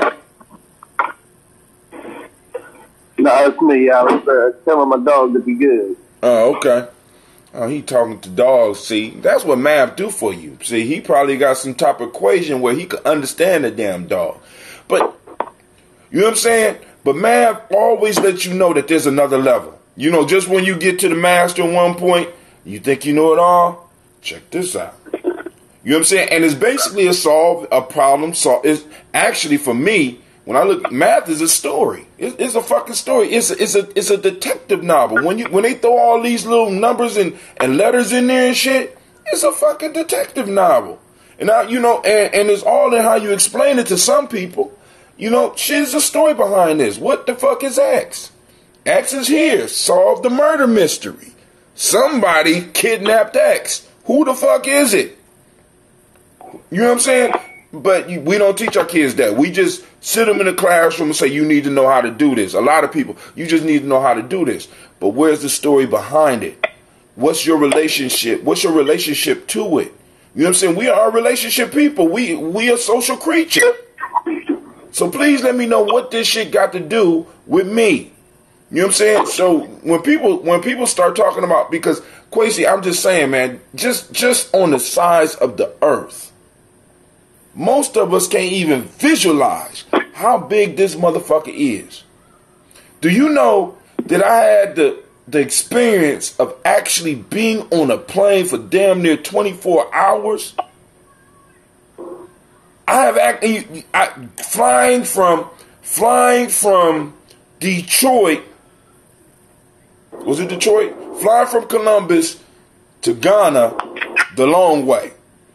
I actually was able to fly at 1,000 miles an hour, how fast a fucking jet go. I was actually on a plane for damn near 24 hours. So, you know, I'm like, damn, I'm humbled by the fact that this motherfucker is that big that I was able to fly from Detroit, from Columbus to Detroit, from Detroit to Italy, from Italy to Ethiopia, from Ethiopia to Senegal, from Senegal to... And I'm sitting up here like, God damn, this motherfucker is big. I need another drink. Y'all, I can't... shit, I'm in a cave. Help. Can I... Alcohol, please. I'm stuck. Help me. I'm in a flying box that's so small that it's taking me 24 hours to get to my motherfucking destination. And because people don't leave outside of their area, they think that their area is major when it's a minor piece of a larger puzzle. Yeah, I remember when I went to... Okay, so my flight history, I mean, I done been on a bunch of flights at this point, like relative to, you know, to a lot of people that have never been on a plane before. I done been on more than 20 flights. But like my first few flights was to DC. I flew to DC a few times, a bunch of times. I flew to Milwaukee a bunch of times. So it was like each time. So from Columbus to DC, about an hour. Not even really. From Columbus to Milwaukee, a little over an hour. But then after that, I flew to Phoenix. So that was about a 3-hour flight. That was the first time that I actually went high. Like, I thought I was high before. It was like, nah, you ain't high. You ain't going far enough, because if you think about the trajectory of a plane flight, it's going to go up. The higher you go, the faster you kind of go, because it has to do with the earth spin and all of these different things. I'm guessing. I don't know the equation, but the farther you go, the higher you're going to get. So when I went to Phoenix, I was so high.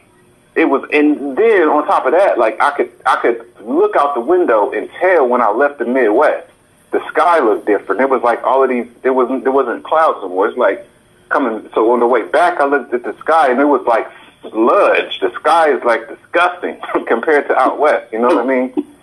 So then I flew to Brazil, and like I thought I went high to go to Phoenix. Like I was so fucking high. It felt like I was in outer space.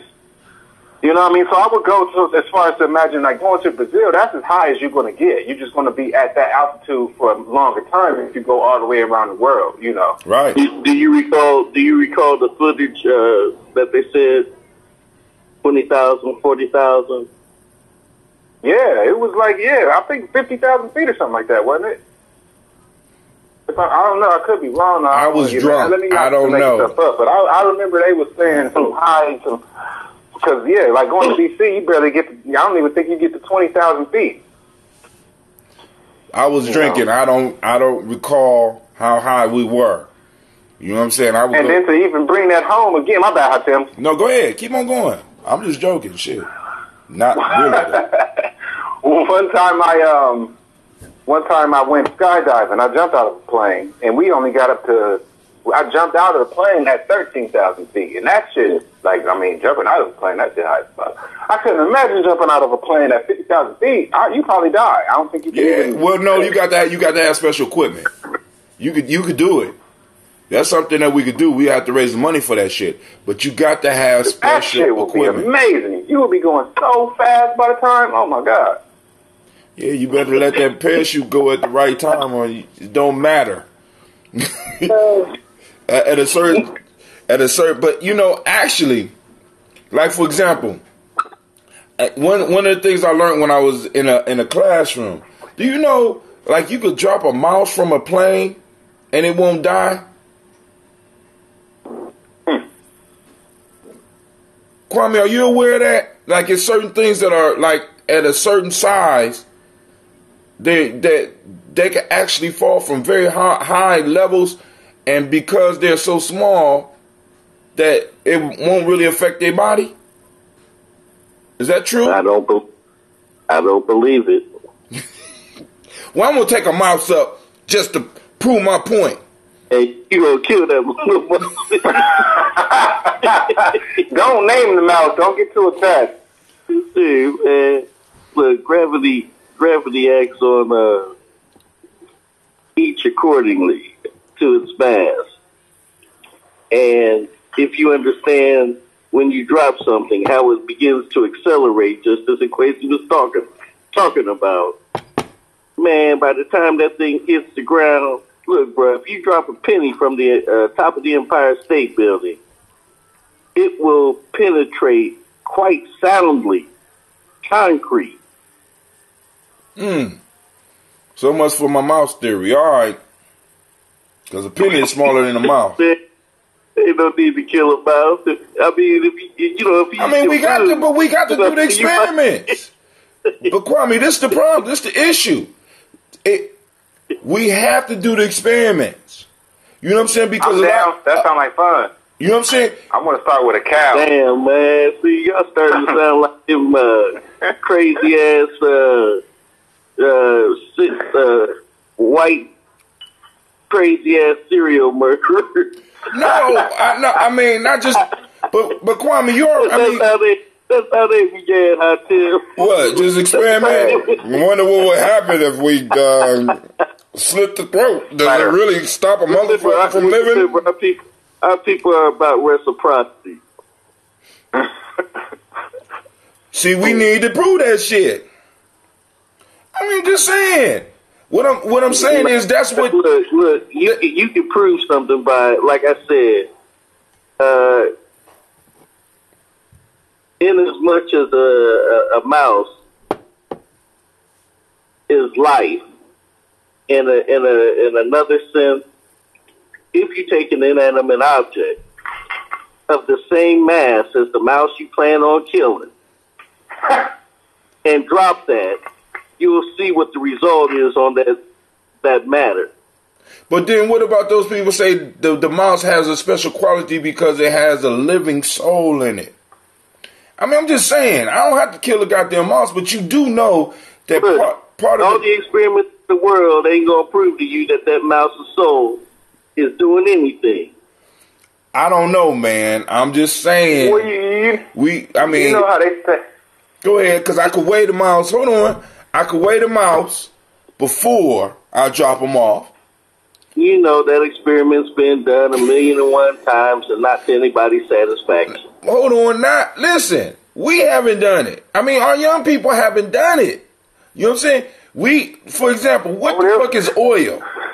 What is oil? All right. Yeah, you know, that's a safe enough experiment, though, because as someone's lying in their death throes, you have them on one of those bed scales, and when you have concluded their soul has left their body, minus the excrement that, you know, they passed, then you can come to your conclusions. But of course, after repeated experiments, and you know, the experiments are showing either showing what you thought it would show or disproving what you thought it would show. So, I mean, that's a safe enough experiment. But you ain't killing no mouse by throwing it from a damn 30,000 high plane. I'm not gonna throw it. I'm just gonna drop it. Dropping hell, at that point, dropping it or throwing it ain't gonna make much difference. Well, I mean, if I want the experiment to be right, I have to drop it. If I throw the aggression and I increase the speed beforehand, I disqualify the whole experiment. So I have to just drop them off. Now you're gonna make me try to dig into my physics bag. So the idea is this. Go ahead. Okay, so you're in a plane. Right. The initial velocity is 0, right? Right. Okay, now basically you want to know what the speed is going to be by the end of its fall. So the initial velocity is 0. So we don't even have to deal with that part of the equation. So the distance will, so if you ran it somewhere about 30,000 feet or so, you have an acceleration of, something like, I forget what it is, somewhere around 30, what is it in feet? 30 something per second.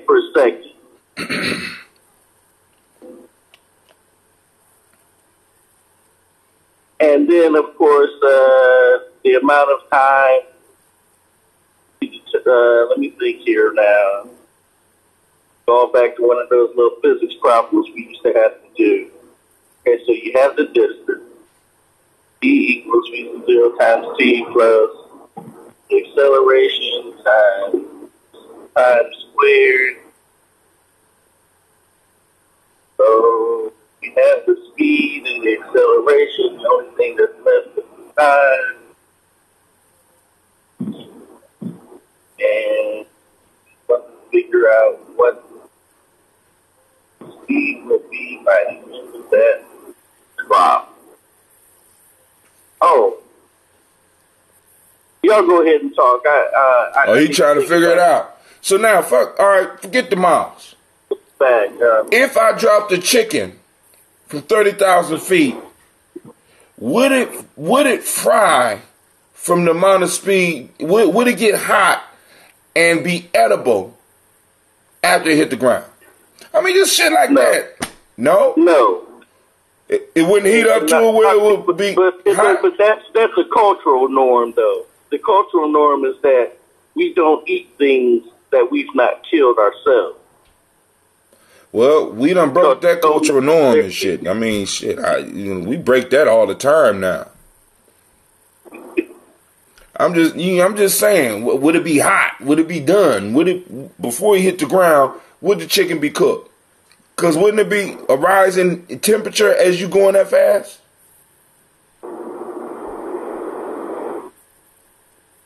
I don't even want the map. That's outside my knowledge base right now. I'm just throwing shit out there. I mean, just experiments. Just that's a culinary question. And we don't have to use live animals and stuff like that. But what I'm saying is that we need to go on and develop a place where we have young people that are willing to ask questions so that they can explore, where they are able to come and do some stuff, because that's how white folks do it. I'm sorry. I mean, you know what I'm saying? Because they got the original university system from us. Well, we would go and we would learn. And I'm quite sure there was some experiments going on in the mystery system, which was basically a university. You had access to other people's thoughts about things, and you was able to go further with your thoughts and not just do mental experiments, but actually be able to explore some of the concepts that you was talking about, or some of the concepts that you was looking into, so that you could go deeper and start building up. This is why I tell people in Gye-Nyame, when you remember Gye-Nyame, you owe the family a book. Now you motherfucker, you don't just get to walk around here and be like, oh, I did it. No. You gotta add to our library. Question. Go ahead. Question. I think he fell asleep. He can hear you. I'm here. I'm just making something to eat, so I'm going on mute so I don't be clanging pots around. Quincy. Mm-hmm. Do you know approximately how long it takes you to when you did your air diving, how long it took you to get to the ground? Less than 20 seconds. Damn. Well, less than 20 no, seconds. That's not accurate, because once I pulled the chute, it was only about 10 seconds until I pulled the chute. So 10 seconds. Then once I pulled the chute, it was probably about 30 seconds. Okay, so let's just say 30 seconds, just for GP. Now, keep in mind, Brother Hatem, the mouse don't have no chute. We can design a chute for the mouse if that make you feel better. I can design. Well, let me say something, though. This is something I was thinking. So, you know how when a baby is born, they have two fears, loud noises and falling? So when a baby starts to feel like they're falling, they sprawl their body out in a certain way to kind of distribute their weight, so that, I don't know, so they can land in a certain way, or if they have an instinct that's telling them that if they position their body a certain way, the pressure, right? If they spread the fall pressure slower. Not well. Well, I don't know. Well, I mean, that may I guess along the same line. So I'm thinking if a mouse is falling like that, then I would imagine that their body will automatically position itself so that it could catch the wind. So I do think it's plausible. I do actually think it's plausible that a mouse. Maybe I was just it might still flat. I don't know. I didn't mean for us to get into this. I didn't really mean for us to get into this mouse discussion and shit. I just was fucking around. Actually, we get a mouse, but we get a mouse to shoot. Imagine that the mouse is falling 20 seconds, right? Mm-hmm. Who knows what 20 squared is? That's 400. 20 squared is 400, right? 400. No, 400. Right. Now multiply 400, and I'm just going to round off acceleration to 30. So what's 400 times 30? 120,000? Wait, you said 400 times 30? Yeah. That's 1,200. No, 12,000. No, yeah, no. Approximately 12,000. 12,000. Okay. So basically, at that point,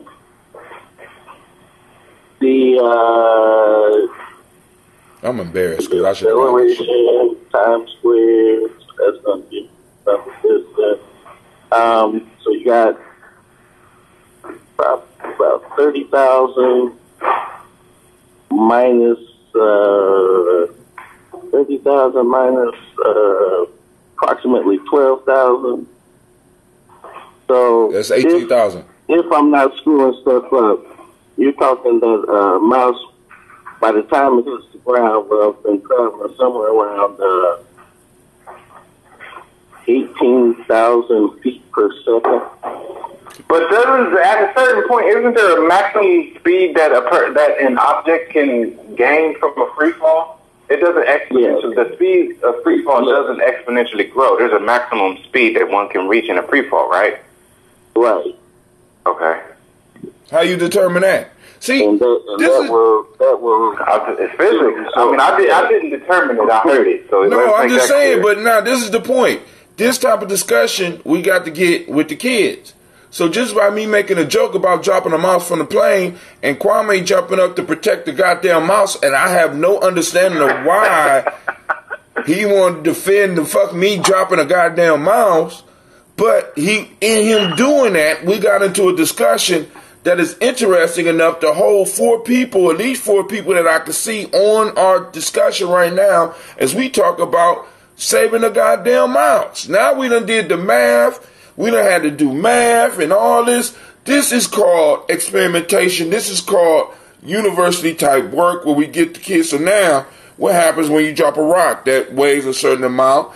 And Kwame, can you walk a motherfucker through the putting in the stuff and getting an understanding of what this letter mean and what this letter mean and how this letter came about to be and how this letter came about to be?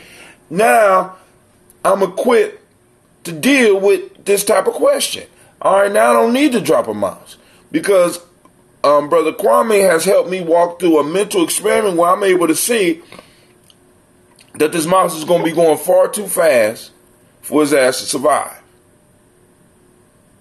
And then Quasi threw in another piece. Well, is there maximum acceleration? Now I got a question. Is there maximum acceleration because there's only so much height that you can have above the earth before this gravity have effect on you? Or is there a maximum that you can reach? Like, for example, if I was falling towards Jupiter, which means because Jupiter has more mass, that means that the gravity will be able to pull me from a higher point. Because there's a certain point outside of Earth where I'm just going to be floating, right? Wait to spin from the other side of the sidewalk.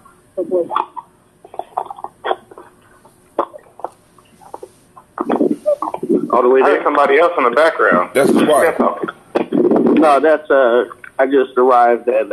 Oh shit! I gotta go. I'm supposed to be where Kwame at. God damn it! See, you got me talking about dropping mice out of planes and just fucked up my whole timetable. Yeah, that was your work there. God damn it! All right, family. This has been a toast and a talk. I want to thank everybody for joining us. I have to get out of here because I need to be over at Divine Conversations. We will be meeting over at APDS on... What's up, Nubian? What's happening, Elder? You. So we're going to be meeting over. I'm about to get up out of here. But it's been a pleasure. I want to thank Quasi. I want to thank Kwame for coming in. You know what I'm saying? They in there kicking it. You see, so I got to go. All right. I'm out. I'm about to tighten up on my physics so next time I come, we can have some talk. Yeah, we can turn you into either ice. All right, one love, man. Peace. So, all right, family. I want to thank you for tuning in. Once again, shouts out to Quasi for an interesting topic because I don't know how we got on doing math and physics when he was talking about the doomsday clock, but that's how learning happens. You know what I'm saying? You learn something when you start asking questions. And family, as Gye-Nyame Journey, and those of you that's part of us, never stop asking questions. And when you run into a motherfucker that tell you that you don't need to ask questions, you need to ask a question, why? Goddamn, why don't, you know what I'm saying? When we stop learning, we stop growing. When we stop growing, we die. Let's just say that. I'm always learning every day. This is the congregation of Imani. I want to thank you for joining us on Gye-Nyame Journey Media. Make sure you like and share. Of course, you know this has been a daily toast. Well, once again, we have done another one, and I think we are on 1,218 shows just on the Gye-Nyame Journey platform. And this is a Heart of a Simple production. Hold on, question. Don't go nowhere yet. Well, we strive to blow up your old paradigms. So before we get out of here, what I want to do is I want to give Quasi a minute to give his closing comments. Since he opened up the conversation, go ahead, Quasi. Yeah, I don't know. I think that regardless of what's going on, we got to talking about all the stuff going on in the world. No matter what, it's time for us to start learning our own thing, start learning how to plant, reconnect with the soil. Because, I mean, I don't know how many people are biblical with it, but the Bible says 400 years of captivity, and we at 400 years, it's up. And it happens to be the age of Aquarius. It's just starting. There's so many coincidences that kind of will point in the direction of us, historically enslaved or subjugated people. It would seem to be our time. That's kind of what everything is pointing at. So if that's the case, it's not going to be easy. So we're going to have to turn back to the things that we did historically that got us where we at. And one of those things, Tim, I need to actually go ahead and put in an official order. I know I kind of asked for it, just kind of in passing. But I would officially want to order a gallon of ambrosia. I want ambrosia. I need it. All right. Put it down, a gallon. All right, so I will start fermenting in the next couple of days. I need to wait till after this pay period. Can it be ginger? I want ginger. I work that out. Because I got a lot of people wanting ginger during this time of the year anyway. So I'll do a separate amount of the ginger and get it. And then also, if you want to learn to ferment or brew, I can show you how to do either one. Hopefully, I will be able to do it because it's cold right now, and my scobies are kind of protected. I just lost. I'm still looking at 3 5-gallon buckets. I got about 300. Let's just say about 300 scobies that bit the dust, and I'm so sad. But they're gonna make some good ass fertilizer. I'm just saying that about these tomatoes that's about to come up out this. When we do this garden, if we still living here, these tomatoes that's about to come up out this motherfucker is going to be amazing. Just letting y'all know. Well, I don't know what a SCOBY is, but it sounds tragic. My heart goes out to the SCOBY. No. So when you doing the ambrosia or the June or kombucha, there's a living organism. It's called a SCOBY, a symbiotic culture of bacteria and yeast. Right? It's like a skin. It has a skin consistency, and what it does is that when you put the source of the sugar in there, whether it's honey or whatever, it closes off by sealing over the top the product or the tea, and it starts consuming the sugar and the caffeine, and it seals it off so that nothing else outside of it can get in, and it totally transforms. So this is, dude, I mean, this is nation building in action. You watch this, you when you see this shit, this is some real nation building, and this is what I'm talking about, teaching people how to do, because it's a natural process. We discovered, we found this shit. We discovered this shit, and it relies on us, and we rely on it. And what you need from it, the nutrients that you need from it in order to keep producing it, it provides that shit. Period. Because it wants to live. You know what I'm saying? And and it needs you to be healthy in order for you to live. So it's a symbiotic relationship. You need from it needs from you. It needs honey from you. You need the product that it produces from it. So y'all got this little symbiotic thing going on where y'all helping each other, right? And, so, but you got me off on that shit. All right, I got you. I will have an order for you. And then if you want to learn how to brew, if I got some scobies left, and even if I don't got scobies left, I know how to start over. So it ain't no issue. Shit, ain't nothing. Small beans to a Gye-Nyame giant, goddammit. All right, family, this is Brother Hot Tim, and I'm out on my way over here. And I'm going to be wearing the same shit I had on yesterday, so I don't want to hear no goddamn jokes. And I didn't get my hair cut because my barber was too goddamn busy. So, this is Brother Hot Tim. I'm out. Y'all have a great day. Peace. Peace.